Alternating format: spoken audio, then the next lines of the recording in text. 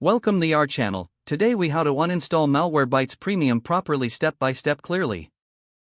To uninstall Malwarebytes Premium properly, begin by closing the application if it's currently running. Locate the Malwarebytes icon in the system tray, usually found in the bottom right corner of your screen. Right-click on the Malwarebytes icon and select Quit Malwarebytes from the menu. Next, open the control panel on your computer.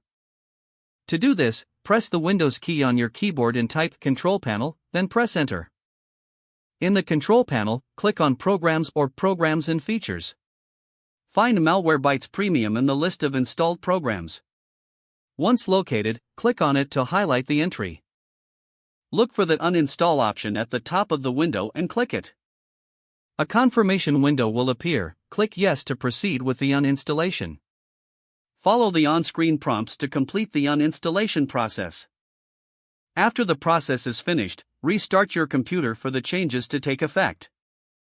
After restarting, check that Malwarebytes is no longer listed in the Programs section of the control panel. Additionally, you might want to use the Malwarebytes cleanup tool to ensure all leftover files are removed.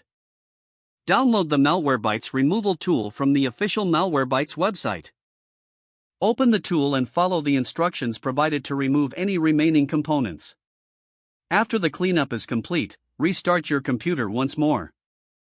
Your system is now free of Malwarebytes Premium, and you can proceed with any further actions you desire. If the page does not load, refresh the browser or try again in a private or incognito window. Make sure you are using the correct email address, then retype it carefully to avoid small typos. If your password is not accepted, use the reset option and create a new strong password you can remember. Check your spam folder for verification or security emails, then complete any requested confirmation steps. Enable two-factor authentication if available to improve account security and reduce unauthorized access risk. After signing in, review your profile details so your contact information and settings are accurate and current.